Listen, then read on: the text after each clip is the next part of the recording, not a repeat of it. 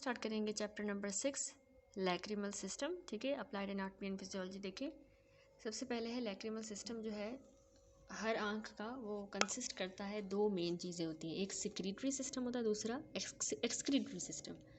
तो जो secretory system है वो सिक्रीट करता है टीयर्स को। उसमें क्या आ जाता है, एक मेन लैक्रिमल ग्लैंड है, दूसरा उसमें एक्सेसरी लैक्रिमल ग्लैंड है। ठीक है, दो है। दूसरा हमने कहा एक्सक्रीटरी सिस्टम होता है जो ड्रेन करता है उन टीयर्स को, आंसुओं को। ठीक है, उसमें लैक्रिमल पंक्टा आ गया, लैक्रिमल कैनालिक्यूलस, कॉमन कैनालिक्यूलस, नेजो लैक्रिमल डक्ट। ठीक है, तो डिफरेंट पार्ट्स हैं, सारे डिटेल में देखेंगे। सबसे पहले आ जाता है lacrimal glands. Main lacrimal gland की बात करें तो ये हमारे पास एक एक्सोक्राइन ग्लैंड होता है। ठीक है, जो ये हमारे पास मेन लैक्रिमल ग्लैंड होता है ना, इसकी जो है ये एक्सोक्राइन नेचर का होता है और इसका जो साइज़ है और शेप है वो अप्रॉक्सीमेटली एक बादाम जितना होता है, आलमंड जितना। ठीक है, ये fossa of the lacrimal gland में प्रेजेंट है। Fossa of the lacrimal gland वो कहाँ है? Fossa anterolateral part of the roof of the orbit. ये रूफ है ऑर्बिट के अंदर, उसके भी एंटेरोलेटरल पार्ट पे यहाँ पे वो होगा हमारे पास लैक्रिमल फोसा, उसमें ये लैक्रिमल ग्लैंड है। अब anteriorly to the lateral horn of the levator aponeurosis indents the gland and divides it into upper orbital and lower palpebral lobe। यानी ये कह रहा है कि जो हमारा होता है ना लेटरल हॉर्न, इस हमारे लिवेटर जो एपोन्यूरोसिस है उसका जो ये लेटरल हॉर्न है वो इसी ग्लैंड को दो हिस्सों में डिवाइड कर रहा है, एक ऊपर वाला ऑर्बिटल लोब और दूसरा वाला जो है पाल्पेब्रल लोब। ठीक है, ठीक है, इस फिगर में भी देखें ये क्लियर है, दोनों लोब्स।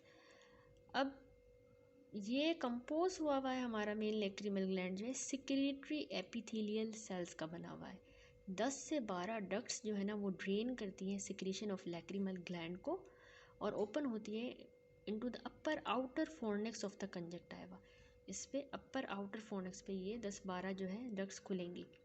ऑक्यूलर सरफेस इरिटेशन जो है, जैसे ही हमारे ऑक्यूलर सरफेस की कोई इरिटेशन होती है तो उसके नतीजे में एक्टिवेशन हो जाएगी टीयर प्रोडक्शन की फ्रॉम द लैक्रिमल ग्लैंड। ठीक है, ब्लड सप्लाई की बात करें तो इसको जो है लैक्रिमल आर्टरी ब्लड सप्लाई करती है और वीनस ड्रेनेज इसकी रिटर्न करती है हमारी सुपीरियर ऑप्थाल्मिक वेन में।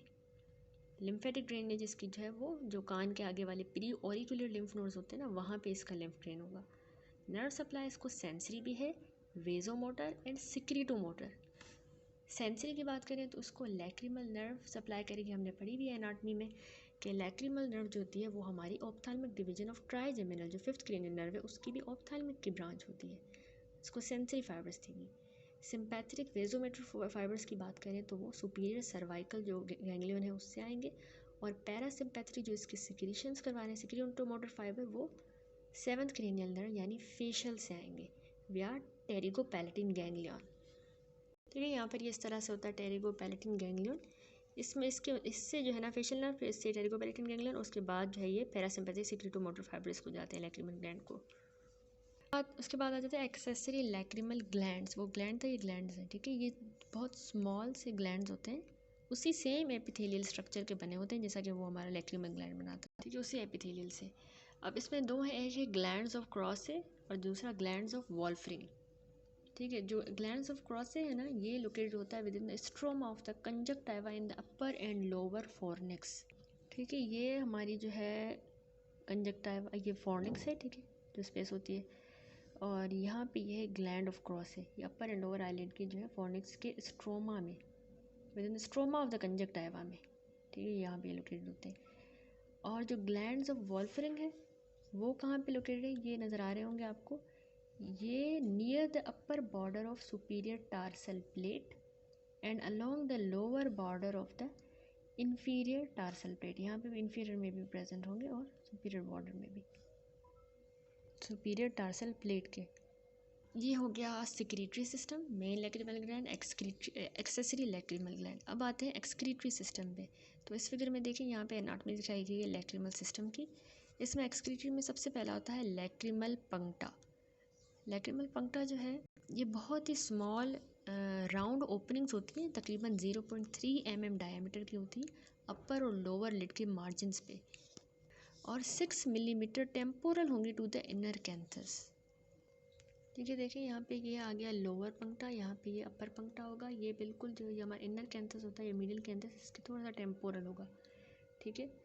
और ये दो जो मतलब बहुत ही स्मॉल ये राउंड ओपनिंग्स होती हैं, 0.3 मिलीमीटर की होती है। अब हर पंक्टा जो है वो सिचुएटेड होता है on A small elevation called papilla.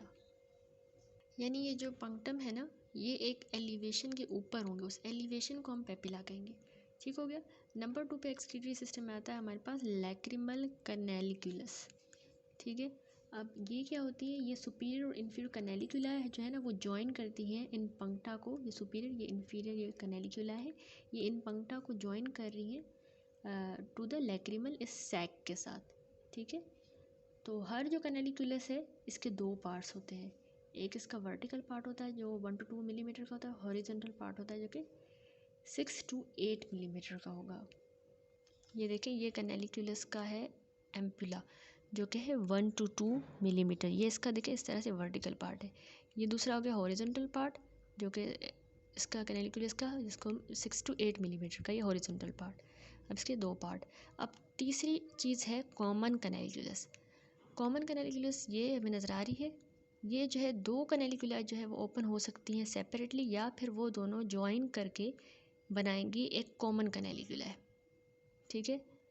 On average 2 millimetre which open into the outer wall of the lacrimal sac. इन्होंने ये आके मिलकर ये कॉमन कैनालिकुला बनेंगे, ये लैक्रिमल सैक की आउटर वॉल पे आके खुलेगा। ये हो गया कॉमन कैनालिकुलस। उसके बाद नंबर 4 आती है लैक्रिमल सैक। ये वाली ये लाया करती है हमारी बोनी लैक्रिमल फोसा में, जो कि बॉर्डर होता है by anteriorly and posterior lacrimal crest से, जो कि लोकेटेड होते हैं in the anterior part of medial orbital wall. ठीक है। मीडियल जो ऑर्बिटल वॉल है, ऑर्बिट की मीडियल वॉल, उसमें भी उसके एंटीरियर और पोस्टीरियर लैक्रिमल क्रेस्ट के बीच में होता है लैक्रिमल फोसा, और उस फोसा में ये सैक प्रेजेंट होती है। ठीक है। फिगर देखें तो इसमें लैक्रिमल फोसा इजीली विजिबल है। लैक्रिमल फोसा बनता है लैक्रिमल बोन से, और फ्रंटल प्रोसेस जो है हमारी मैग्जेला बोन का, और उसके पीछे क्या लाया करेगा, मीडियल कैंथल टेंडन। लैक्रिमल सैक जो है 12 से 15 मिलीमीटर की लेंथ में होती है, और 5 to 6 मिलीमीटर जो है ब्रेथ होगी उसकी। यहाँ पे भी देखिए, ये पोस्टीरियर लैक्रिमल क्रेस्ट है, ये एंटीरियर लैक्रिमल क्रेस्ट, और यहाँ पे फोसा है लैक्रिमल सैक का। ये लैक्रिमल बोन है, ये नेज़ल बोन है हमारी, ये मैग्जिला है। ठीक है। फ्रंटल प्रोसेस मैग्जिला का वो होगा, और पीछे जो है वो मिडिल कैंथल टेंडन का जो है वो मिडिल कैंथल टेंडन उसके पीछे होगा। क्यों? क्योंकि यहाँ पे आई होगी, कैंथस होंगे, और उसका टेंडन पीछे होगा। इस फिगर में देखिए बिल्कुल इस तरह ये आई है, तो यहाँ पे मिडिल कैंथस होगा ना आई का, तो उसका टेंडन जो है उसके पीछे होगा ग्लैंड के। उसके बाद ये लैक्रिमल सैक के बाद आ जाती है हमारे पास ये नेज़ो लैक्रिमल डक्ट। इसकी बात करें तो ये एक्सटेंड करती है हमारी लैक्रिमल सैक से लेके टू द इन्फीरियर जो मीटस होता है ना नोज़ का, वहाँ तक। ठीक है। अब ये 15 से 18 मिलीमीटर लॉन्ग होगी, 15 to 18 मिलीमीटर, और ये बोनी कनाल में लाइक कर रही है जो कि मैग्जिला में है, एंड द इन्फीरियर टर्बिनेट में भी जो बोनी कनाल है उसमें होगा। इसके अलावा अपर पार्ट जो है ना वो 10 to 12 मिलीमीटर लाई करता है इन द बोनी नेज़ोलैक्रिमल कनाल में, और जो इसका लोअर पार्ट होगा वो लाई करता है 6 millimetre within the membrane of the lateral wall of the nose में। ठीक है। Membrane of the lateral wall of the nose में, नीचे वाला ऊपर वाला बोनी में, वो ये नीचे वाला 6 mm, वो ऊपर 10 से 12 mm। अब डायरेक्शन डक्ट की जो है ये डाउनवर्ड होगी, बैकवर्ड होगी पीछे की तरफ, और थोड़ी सी इससे लेटरली होगी, ये होगी इसकी डायरेक्शन। उसके बाद हम आ जाते हैं फिजियोलॉजी पे। टीयर्स जो है ना ये सिक्रीट होते हैं मेन लैक्रिमल ग्लैंड से। ठीक है। और फिर यहाँ से जो है ना ये पास होते हैं अक्रॉस द ऑक्यूलर सरफेस। 10 से 20% टीयर्स जो है वो एलिमिनेट हो जाते हैं इवेपोरेशन के थ्रू, इवेपोरेट हो जाते हैं, और जो बाकी 80 से 90% है वो एक्टिवली पंप होते हैं from the lacrimal lake by the action of orbicularis oculi, जो हमारा मसल है उसकी मदद से पंप होंगे, और इन पंक्टाई के थ्रू कैनालिकुला, लैक्रिमल सैक, और उसके बाद नेज़ो लैक्रिमल डक्ट, यहाँ से सारा पंप होके आ जाएंगे नेज़ल कैविटी में। ठीक है। टीयर्स की बात करें तो टीयर्स होते क्या है, टीयर्स हमारी जो है ना लैक्रिमल ग्लैंड्स की सिक्रीशंस होते हैं। सिक्रीशन टीयर्स की जो है वो 3 से 4 हफ्तों के बाद जो है ना, पैदा होने के बर्थ के बाद 3 से 4 हफ्तों के बाद सिक्रीशन होना स्टार्ट होती है। टीयर्स की सिक्रीशन जो है वाटर की बनी होती है। इसमें छोटी स्मॉल अमाउंट ऑफ सॉल्ट्स भी होते हैं, सोडियम क्लोराइड हो गया, शुगर भी होती है, यूरिया होता है, प्रोटीन और लाइसोजाइम हम पढ़ते आए हैं, बैक्टीरियासाइडल एंजाइम भी होता है। तो एवरेज जो नॉर्मल सिक्रीशन है 1 to 2 माइक्रोलीटर पर मिनट होना चाहिए, 1 to 2 माइक्रोलीटर पर मिनट। अब इसकी पीएच हमें पता हो 6.5 से 7.5 होती है, एवरेज 7 है, तो यानी ये स्लाइटली अल्कलाइन इसकी पीएच होती है। उसके बाद है प्री कॉर्नियल टीयर फिल्म। ये बहुत ही एक पतली सी फ्लूइड की लेयर होती है हमारे कॉर्नियल सरफेस पे, जो कि 3 लेयर्स की बनी होती है। ठीक है, ये pre corneal tier film 3 layers की कैसे बनी होती है। एक तो यहाँ पे ये लिपिड प्रोड्यूस होते हैं जो कि मेबोमियन ग्लैंड से और ग्लैंड ऑफ सीज से। बीच में होती है एक्वस जो कि मेन लैक्रिमल हमारे ग्लैंड से और accessory gland of Krause and Wolfring से बना है। तीसरी होती है म्यूसिन की जो लेयर, जो गॉबलेट सेल से बना है, mucin and the glands of Henle and मांस। ये भी ग्लैंड से आगे डिटेल में देखेंगे, तो ये म्यूसिन बनाते हैं। तो इस तरह से ये प्री कॉर्नियल टीयर फिल्म होती है। म्यूकस लेयर हमने कहा बहुत ही इनर मोस्ट वाली होती है, ये बहुत पतली सी लेयर है टीयर फिल्म की।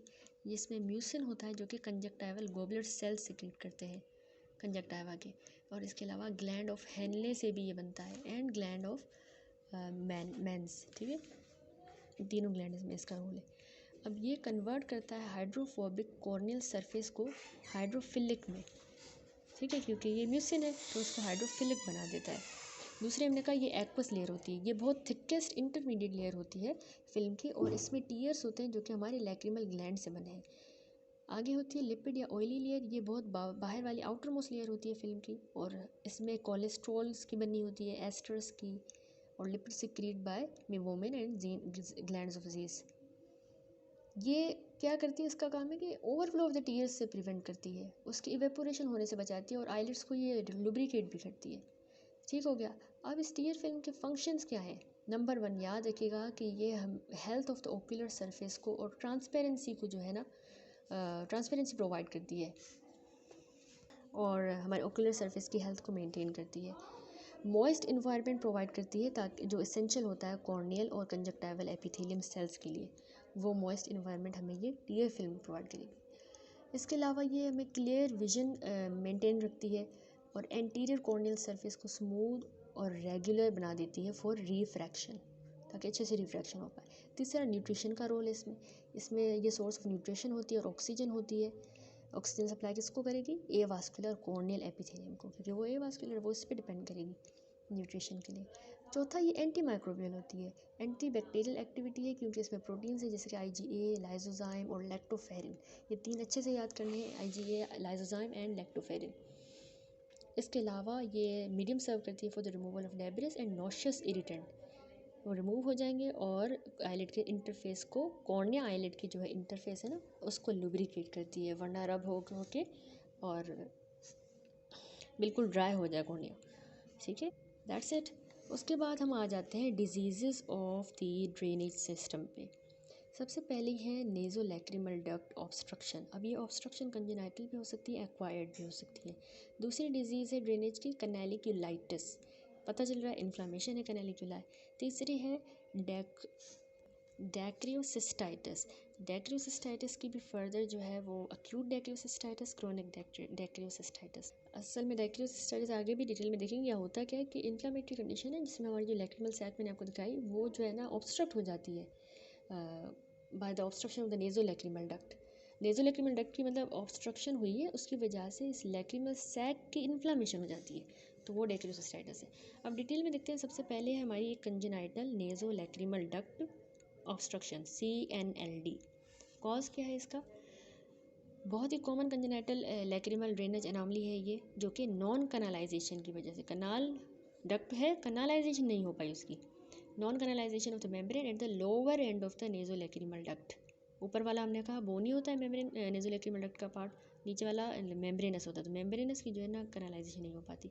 अब बर्थ के टाइम पे क्या होता है कि जो लोअर एंड है नेज़ोलैक्रिमल डक्ट का, वो फ्रीक्वेंटली नॉन कनालाइज होता है और पेटेंट होता है spontaneously during the first few weeks of life, मतलब बच्चा पैदा हो जाता है उसके बाद जो इसकी पेटेंसी बनती है।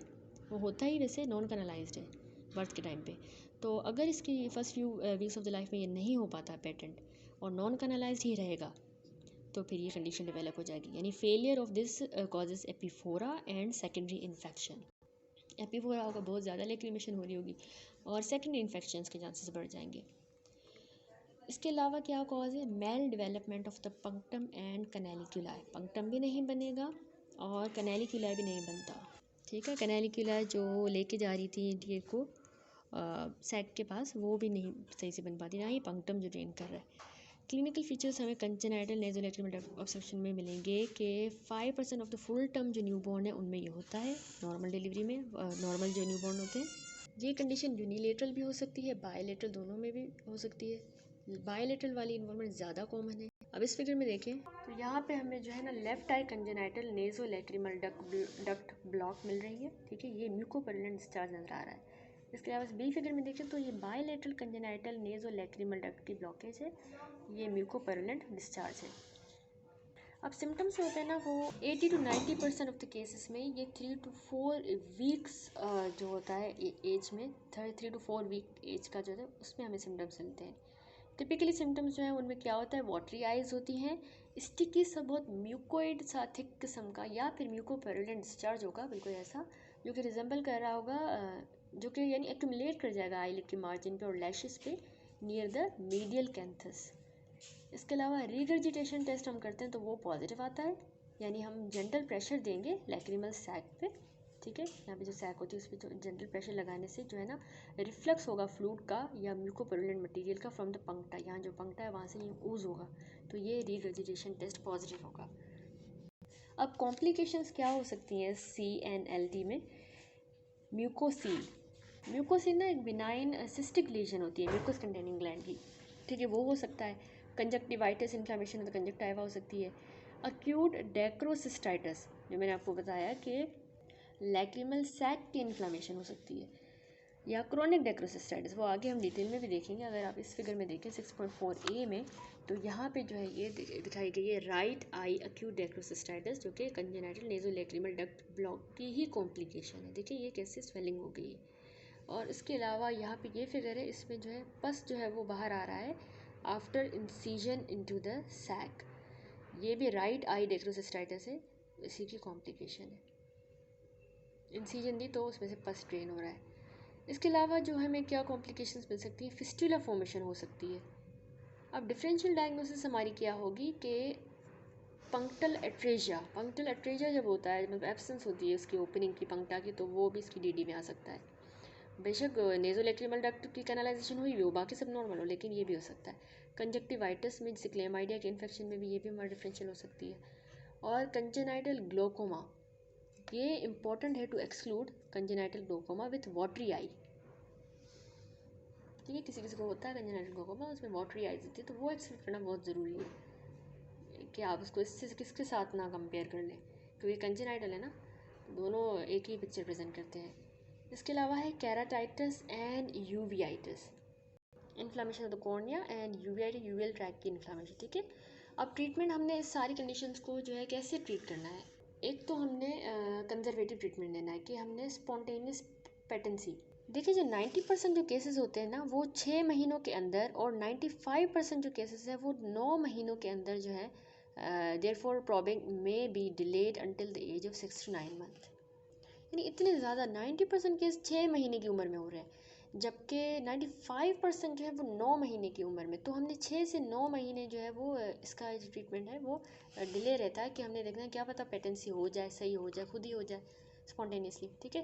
तो ये कंजर्वेटिव ट्रीटमेंट हो गया। दूसरा ट्रीटमेंट है massage of the lacrimal sac. Digital pressure हम अप्लाई करेंगे सैक के ऊपर अपनी उंगली से, डिजिट से, ठीक है, और इंक्रीज़ करेंगे हाइड्रोस्टेटिक प्रेशर, एंड थस वो रप्चर कर सकता है मेम्ब्रेनस ऑब्स्ट्रक्शन को, जो भी ऑब्स्ट्रक्शन है मेम्ब्रेनस, तो वो रप्चर भी हो सकती है, इतना प्रेशर हम देंगे। तो 10 स्ट्रोक्स जो है हम दिन में 4 बार जो है लगाएंगे, एक दिन में 4 बार 10 बार इस तरह से हमें स्ट्रोक्स देने हैं, प्रेस करना है उसको, मसाज करना है लैक्रिमल सैक को, ठीक है। इसके अलावा थर्ड है ट्रीटमेंट में एंटीबायोटिक। अब टॉपिकल एंटीबायोटिक ड्रॉप्स हम देते हैं ताकि सेकेंडरी इन्फेक्शन कंट्रोल हो till the patency of the duct occurs, जब तक कि वो पेटेंट हो जाए तब तक हमने टॉपिकल एंटीबायोटिक ड्रॉप्स देने हैं। फिर है सिस्टेमिक एंटीबायोटिक ड्रॉप्स भी हम जो है ना दे सकते हैं व्हेन देयर इज़ कॉम्प्लिकेशन। अगर बहुत ज़्यादा इन्फेक्शन पूरी बॉडी में स्प्रेड हो गया है तो कोई ऐसी सिस्टेमिक इन्फेक्शन है तो हम सिस्टेमिक एंटीबायोटिक देंगे। सर्जिकल ट्रीटमेंट पे आते हैं तो उसमें हम जो है ना वो सर्जरी 4 से 6 महीनों के बाद हम इंडिकेट करते हैं जब कंजर्वेटिव ट्रीटमेंट फेल हो जाए। उसमें सबसे पहला है प्रॉबिंग।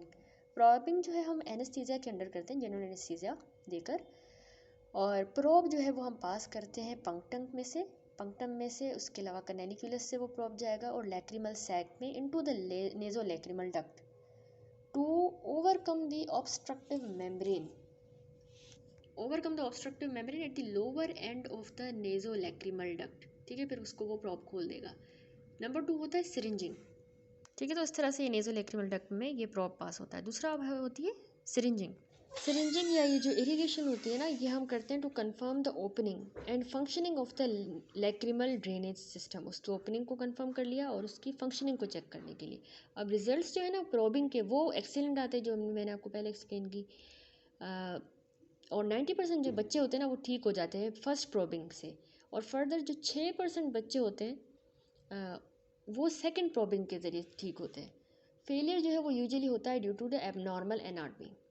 अब बाकी ऑप्शंस की बात करें तो वैसे सिरिंजिंग में बस इसको कंफर्म करने के लिए कि ड्रेनेज सिस्टम जो है लैक्रिमल ड्रेनेज सिस्टम फंक्शनिंग और उसकी ओपनिंग को कंफर्म करते हैं सिरिंजिंग से। अदर ऑप्शंस में हमारे पास जो है वो इंडिकेट हम करते हैं जब रिपीटेड प्रोबिंग जो है वो फेलियर हो जाता है, बार बार प्रोबिंग कर रहे हैं तो फिर भी ठीक नहीं हो रहा, तो हम उसमें हम क्या कर सकते हैं, इंट्यूबेशन विथ सेलेस्टिक ट्यूब। ठीक है, उसके साथ इंट्यूबेट करेंगे। इसके अलावा balloon catheter dilation of the nasolacrimal duct, ये 2 होते हैं प्रोसीजर्स। इसके अलावा ट्रीटमेंट में आता है डेक्रियोसिस्टोराइनोस्टमी DCR। ये डेक्रियोसिस्टोराइनोस्टमी जो है हम इंडिकेट करते हैं जब एपिफोरा के सिम्टम्स जो है ना वो परसिस्ट रहे, आंखों से मुसलसल पानी आ रहा है, एपिफोरा हो रहा है, after the failure of the above procedure. वो हो गए, प्रोसीजर कर लिए, फिर भी पानी आ रहा है बहुत ज़्यादा, तो ये ज़रूरी होता है कि हम डेक्रियोसिस्टोराइनोस्टमी करें 5 से 6 साल की उम्र के बाद। ठीक हो गया। कंजेनिटल नेज़ोलैक्रिमल डक्ट ऑब्स्ट्रक्शन के बाद ये दूसरी कंडीशन है हमारे पास एमनियोटोसील या कंजेनिटल डेक्रियोसील। ये असल में क्या होता है, ये एक ब्लूइश ग्रे, देखिए फिगर देखिए, ब्लूइश ग्रे स्वेलिंग होती है। किसकी स्वेलिंग है ये, लैक्रिमल सैक की bluish grey swelling due to the collection of the amniotic fluid या म्यूकस की कलेक्शन की वजह से within the lacrimal sac as a consequence of congenital nasolacrimal duct blockage at the level of valve of Hassner। valve of Hassner क्या होता है, ये एक फोल्ड होता है म्यूकस मेम्ब्रेन का eight the lower end of the nasolacrimal duct। यहाँ पे जो वाल्व होता है उसको कहते हैं valve of Hassner। वो एक फोल्ड होता है म्यूकस मेम्ब्रेन का nasolacrimal duct के नीचे वाले एंड पे, तो उसकी जो है ना ब्लॉकेज वहाँ पे हो जाती है डक्ट की उस जगह पे, तो उसकी वजह से एमनियोटिक फ्लूइड यहाँ पे एक्यूमुलेट हो जाता है, ये म्यूकस, तो इसको हम कहते हैं एमनियोटोसील या कंजेनिटल डेक्रियोसील। ठीक है, इसको राइट आई एमनियोटोसील है। इसको हम ना मसाज के ज़रिए से ट्रीट करेंगे या टॉपिकल एंटीबायोटिक देंगे। अगर इसमें से कोई रिस्पॉन्स फिर भी नहीं हो रहा शो, तो फिर 1 से 2 हफ्तों में अगर शो नहीं होगा रिस्पॉन्स, तो प्रोबिंग लैक्रिमल ड्रेनेज जो है वो हम परफॉर्म करेंगे। प्रोबिंग जो मैंने आपको बताई, जनरल एनेस्थीसिया देके पंक्टम से हम पास करते हैं प्रोब को, कैनेलिकुला से और लैक्रिमल सैक से, फिर नेज़ोलैक्रिमल डक्ट से, और फिर वो ऑब्स्ट्रक्शन को खोल देता है। ये हो गई प्रोबिंग। कंजेनिटल हमने सारी डिटेल में पढ़ ली। अब हम आ जाते हैं एक्वायर्ड नेज़ोलैक्रिमल डक्ट ऑब्स्ट्रक्शन पे। अब एक्वायर्ड के भी डिफरेंट कॉजेज़ हैं। सबसे पहला है इन्वोल्यूशन स्टीनोसिस, यानी इडियोपैथिक होता है ये प्रोबेबली बहुत ही कॉमन कॉज होता है। फीमेल्स जो है ना इसमें ज़्यादा अफेक्ट होती है एज़ कम्पेयर टू मेल्स, मतलब उनमें स्टीनोसिस हो जाती है, ठीक है, नैरोइंग हो जाती है इसकी लूमेन की। अब दूसरा इसमें कॉज आता है trauma nasal and orbital fracture including nasal and sinus surgery, इनके दौरान ट्रॉमा हो जाता है। तीसरा, क्यों नेज़ोलैक्रिमल डक्ट ऑब्स्ट्रक्ट हो रही है, क्यों इन्फ्लामेटरी डिजीज़ है जैसे कि सार्कोइडोसिस में एंड वैगनर्स ग्रेन्युलोमेटोसिस। ये एक ऐसा डिसऑर्डर है जिसमें मतलब ब्लड वेसल्स जो होती है ना वो इन्फ्लेम हो जाती है, बहुत ही रेयर डिसऑर्डर है। तो इसमें या सार्कोइडोसिस में, ऐसी इन्फ्लामेटरी डिजीज़ में भी ये ऑब्स्ट्रक्ट हो जाती है, एक्वायर्ड है। या नेज़ोफेरेंजियल ट्यूमर्स की वजह से इसकी इन्फिल्ट्रेशन हो जाए तो भी ऑब्स्ट्रक्ट हो सकता है। डेक्रियोलिथ या कास्ट फॉर्मेशन बन जाए हमारी लैक्रिमल सैक में। डेक्रियोलिथ क्या होता है, ये ना कंक्रीशंस होती हैं जो कि लैक्रिमल सैक में बन जाती हैं सेल्यूलर डेब्रिस की वजह से और प्रोटीन्स की वजह से, ठीक है। तो वो उनकी वजह से भी ऑब्स्ट्रक्शन हो सकती है। इसके अलावा लोकल नॉन स्पेसिफिक इन्फ्लामेशन हो जाए हमारी लैक्रिमल सैक की और नेज़ो लैक्रिमल डक्ट की, कोई भी इन्फ्लामेशन हो जाए, तो ये डिफरेंट कॉजेज़ हैं नेज़ो लैक्रिमल डक्ट के एक्वायर्ड ऑब्स्ट्रक्शन के। अब क्लिनिकल फीचर हमें इसमें भी वही एक्सेसिव टीयरिंग एपिफोरा मिलेगा, म्यूकोड या म्यूकोपुरुलेंट डिस्चार्ज जैसा बच्चों में हो रहा था, recurrent attacks of dacryocystitis, lacrimal sac की बार बार इन्फ्लामेशन मिलेगी, और रिकरेंट अटैक कंजक्टिवाइटिस का। ट्रीट हमने इसको कैसे करना है, डेक्रियोसिस्टोराइनोस्टमी, DCR ऑपरेशन जो हम परफॉर्म कर रहे थे कंजेनाइटल वाले में, वही होगा ट्रीटमेंट। इस प्रोसीजर में हम जो है वो पैसेज बना देते हैं between the lacrimal sac and nasal cavity, इन दोनों के दरमियान एक पैसेज बना देते हैं थ्रू बोनी ओस्टियम, बोन के थ्रू हम जाएंगे, बोनी ओस्टियम बना देंगे, एक ओपनिंग बना देंगे जिस लैक्रिमल सैक और नेज़ल कैविटी के दरमियान, तो वहाँ से ड्रेनेज हो जाए। अब वो ओपनिंग ड्रेन करेगी टीयर्स को from the canaliculi to the lateral wall of the nose में, ठीक है, वहाँ पे ओपनिंग बना देंगे। अब ये 90 to 95% इसका सक्सेसफुल होती है ये डेक्रियोसिस्टोराइनोस्टमी। अब डेक्रियोसिस्टोराइनोस्टमी की भी फर्दर टाइप्स हैं। एक्सटर्नल डेक्रियोसिस्टोराइनोस्टमी है, दूसरी एंडो लेज़र जिसको ट्रांस नेज़ल लेज़र कहते हैं, वो भी DCR है। तो एक्सटर्नल DCR जो है हम स्किन के थ्रू अप्रोच करेंगे, नाम से पता चल रहा है, ये ज़्यादा प्रेफर्ड प्रोसीजर है, इसका सक्सेस रेट जो है वो यूजुअली 90% से भी ज़्यादा है। दूसरी है एंडो लेज़र यानी ट्रांस नेज़ल लेज़र, तो ये DCR हम जो है नेज़ल अप्रोच के थ्रू करेंगे, इसमें भी नाम से ही इंडिकेट हो रहा है। इस प्रोसीजर में हम ना lateral wall of the nose में एक ओपनिंग बना देते हैं लेज़र के through the nasal cavity without giving an incision to the skin, वो नहीं देनी पड़ेगी। इसका सक्सेस रेट लेकिन कम है देन द एक्सटर्नल अप्रोच, लेकिन इसमें कोई भी स्किन स्कार नहीं होगा, ठीक है, ये अच्छी बात है इस एंडोलेज़र वाली का, लेकिन इसका सक्सेस रेट लेकिन थोड़ा कम है। That's it. तो हमने ये दोनों देख ली, नेज़ो लैक्रिमल डक्ट की ऑब्स्ट्रक्शन कंजेनाइटल भी, एक्वायर्ड भी। नेक्स्ट अब हम करेंगे कैनालिक्यूलाइटिस।